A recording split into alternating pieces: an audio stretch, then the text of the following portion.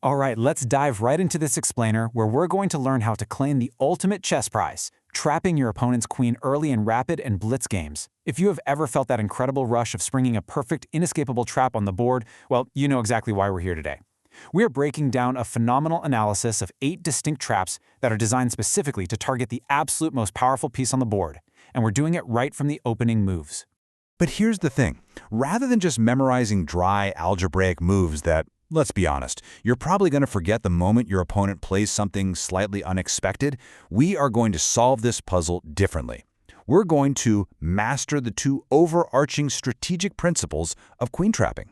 It's all about recognizing the underlying patterns, not just parroting memorized lines. To make this super clear, we'll break it down logically. We'll start with Section 1, the 2 golden rules. Then 2, Strategy 1, deflect the king. 3, the under promotion masterclass. 4, Strategy 2, lure her out. And finally 5, the final chess puzzle to really test your skills. Kicking things off with Section 1, the 2 golden rules, mastering the core philosophy.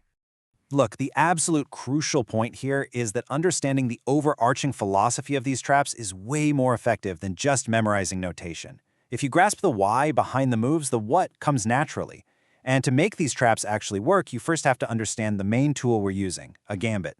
Essentially, a gambit is the art of offering irresistible bait, usually a pawn or minor piece, right at the start of the game. It's an investment, right? You are willingly giving up early material to force your opponent's pieces exactly where you want them, completely clearing out your necessary lines of attack. So all 8 of our gambits basically boil down into 2 incredibly clear paths. If you want that queen, you really only have 2 options. Strategy 1, you remove the king, who happens to be her ultimate and sometimes only defender, leaving her totally exposed. Or, Strategy 2, you invite the queen herself out into open territory, and then systematically shut the door right behind her. Which brings us to Section 2, Strategy 1, deflect the king, also known as the art of distraction. This strategy relies entirely on yanking that enemy king away from his most important defensive duty. Just looking at our first 4 gambits, the Englund, Tennison, Hector, and Budapest, you'll immediately notice a distinct pattern. In literally every single one of these variations, you are throwing early e-pawns, d-pawns, or knights right into the meat grinder in the center of the board. You are deliberately forcing the center files wide open. We can actually abstract all those crazy board moves into a super simple 3-step formula. Learn this and you can easily deploy the Englund, Tennison, Hector, or Budapest Gambits against any greedy opponent. Step 1. You offer a free pawn to open the file, getting those pesky obstacles out of the way. Step 2. You offer up a much juicier piece, forcing the king to physically step out and capture it, just to avoid losing material. And Step 3, with the king totally out of position and distracted, boom, you capture the exposed queen. Now you might be wondering, why on earth do opponents actually fall for this? Honestly, plain old greed. The trap snaps shut the very second an amateur just cannot resist taking that second free pawn. Take the Hector Gambit, for example. When they capture that second pawn with their d-pawn, it clears the final hurdle for you. It leaves them completely, utterly vulnerable to a devastating bishop check on f7 that ruins their king's position and totally separates him from his queen. All right, moving on to Section 3, the Under Promotion Masterclass, featuring the Albin Counter Gambit. Okay, this is where things get truly deliciously devious. Let's dive into a highly surprising tactic within this deflection strategy that is just so satisfying to pull off. In this specific trap, your pawn marches all the way down the board to the promotion square. Now, normally everyone reflexively just grabs a queen, right? But promoting your pawn to a queen here would actually give white a better game. They just capture your brand new queen with a check, trade off, and end up with a beautifully powerful bishop pair. So, instead you have to use a forcing move known as under promotion. And this is the shocking moment. You turn your pawn into a knight instead of a queen. By promoting to a knight, you instantly force a check on the white king. Suddenly, your opponent does not have the time to initiate their own trades. You are throwing their entire game plan into total chaos because they are completely forced to deal with this immediate annoying knight check. And what's brilliant is that this under promotion perfectly sets up a nasty tactic called a skewer. White is forced to capture that new knight with their rook, but the exact moment that rook moves, it clears a path for your bishop. You slide your bishop to g4, executing a flawless skewer. The king and the queen are caught on the exact same diagonal, The king is forced to move out of check, and he has to leave his queen just sitting there totally defenseless behind him. Let's pivot to Section 4. Strategy 2, lure her out. This is all about closing the escape routes. Okay, so the crucial point of this second strategy is a total mindset shift. We are shifting our focus away from the king and directly onto the queen herself.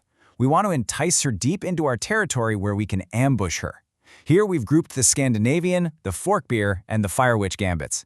Rather than clearing lines for your own pieces, these three gambits all rely on pulling the enemy queen forward, either into the center or the flanks, and then systematically blocking her retreat. You're literally turning her own aggressive mobility into her biggest weakness. These are the specific baits you're going to use to make her step out of line.